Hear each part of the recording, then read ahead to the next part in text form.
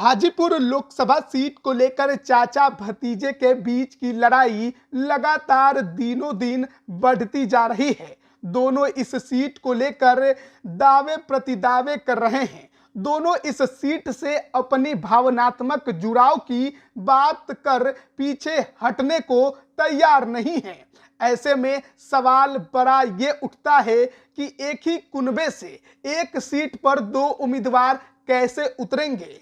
केंद्रीय मंत्री पशुपति कुमार पारस अभी हाजीपुर से मौजूदा सांसद हैं, लेकिन चिराग पासवान ने आगामी 2024 लोकसभा चुनाव को लेकर साफ कर दिया है कि हाजीपुर सीट से वो अपनी मां को चुनाव लड़ाना चाहते हैं। ऐसे में जो बखेरा खड़ा हुआ है हाजीपुर सीट को लेकर, वो एनडीए में खत्म कैसे होगा। एक तरफ पशुपति पारस हैं जो एनडीए में पहले से हैं, केंद्र में मंत्री हैं, वहीं दूसरी तरफ बिहार के सबसे चर्चित युवा नेता चिराग पासवान हैं। बीजेपी किसको छोड़ेगी और किसको साथ रखेगी, ये अपने आप में बड़ा सवाल है। लेकिन चिराग पासवान लोक जनशक्ति पार्टी रामविलास के राष्ट्रीय अध्यक्ष ने औरंगाबाद के एक कार्यक्रम में बीते दिन सब कुछ साफ कर दिया है। चिराग पासवान ने साफ कहा है कि लोकसभा चुनाव में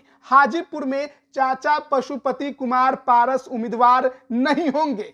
चिराग ने शनिवार को औरंगाबाद के एक कार्यक्रम में भाग लेने के बाद कहा कि हाजीपुर को लेकर वे जो भी बातें कह रहे हैं उन पर एनडीए में चर्चा हो चुकी है। उन्होंने कहा कि यह लगभग तय हो चुका है कि कौन दल किस सीट से चुनाव लड़ेगा। इसके बावजूद चाचा पशुपति कुमार पारस द्वारा मीडिया के माध्यम से हाजीपुर से लड़ने की बात कहने के कोई मायने नहीं है। इसकी दावेदारी एनडीए के अंदर होनी चाहिए। चिराग ने कहा कि एनडीए में इस पर चर्चा हो चुकी है। एक सीट पर एनडीए के दो घटक दल चुनाव नहीं लड़ सकते। किस दल को कितनी सीटें मिलनी हैं, कौन कौन सी सीट मिलनी है, सब कुछ फाइनल हो चुका है। चिराग पासवान ने कहा कि एनडीए में सीट को लेकर कोई दिक्कत नहीं है। इसे लेकर कहीं कोई घमासान नहीं मचा है।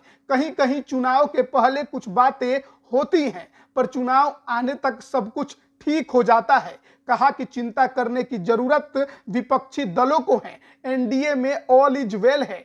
इंडिया गठबंधन भानुमति का कुनबा है जो एक एक कर बिखर जाएगा। वहीं दूसरी तरफ अगर बात करें पशुपति कुमार पारस की, तो वो लगातार हाजीपुर से फिर से चुनाव लड़ने की दावेदारी पेश कर रहे हैं। हाजीपुर लोकसभा सीट से स्वर्गीय रामविलास पासवान, चिराग पासवान के पिता और केंद्रीय मंत्री पारस के बड़े भाई ने 8 बार चुनाव जीता था। यह संसदीय क्षेत्र उनका गढ़ माना गया। 2019 के लोकसभा चुनाव में उन्होंने अपनी राजनीतिक और चुनावी विरासत को बरकरार रखने के लिए अपने भाई पशुपति पारस को सीट से मैदान में उतारा था। लेकिन अक्टूबर 2020 में रामविलास पासवान के निधन के बाद उनकी लोक जनशक्ति पार्टी दो धड़ों में विभाजित हो गई, जिसका नेतृत्व अब उनके बेटे और भाई कर रहे हैं। लोजपा के 6 सांसद थे, जिनमें से 5 पारस की पार्टी रालोजपा के साथ हो गए और चिराग अपने खेमे में अकेले बच गए। लोकसभा चुनाव जैसे जैसे नजदीक आता जा रहा है, हाजीपुर की सीट को लेकर दोनों अपनी दावेदारी पेश कर रहे हैं। केंद्रीय मंत्री पारस सिटिंग गेटिंग के आधार पर टिकट की मांग एनडीए में कर रहे हैं। पारस कहते भी हैं कि बिहार में वे एनडीए का सबसे भरोसेमंद सहयोगी हैं। ऐसे में मेरी पार्टी की सीटों पर कोई दावेदारी करता है तो उनके लिए बिहार की 40 लोकसभा सीटें हैं। उन्होंने कहा कि मैं हाजीपुर लोकसभा सीट से ही चुनाव लड़ूंगा। मेरे बड़े भाई स्वर्गीय रामविलास पासवान ने ही मुझे इस सीट से चुनाव लड़ने के लिए कहा था, लिहाजा मैं इस सीट का स्वाभाविक दावेदार हूं।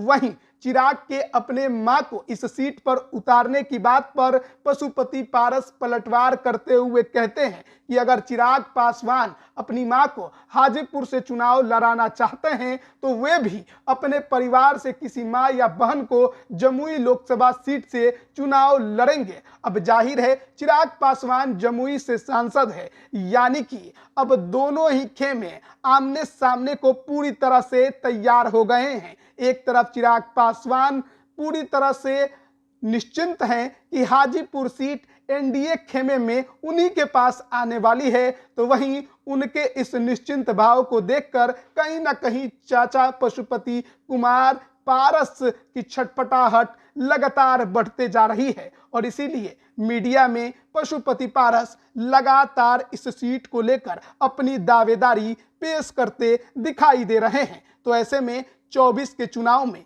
एनडीए के खेमे से हाजीपुर का योद्धा कौन होगा, ये देखना बड़ा दिलचस्प है। लेकिन भले ही दावेदारी दोनों खेमों से खूब हो, लेकिन ये तय तो बीजेपी को ही करना है कि हाजीपुर की सीट से एनडीए के खेमे से उम्मीदवार कौन होगा। लाइव बिहार यूट्यूब पर सब्सक्राइब और फेसबुक पर लाइक जरूर करें।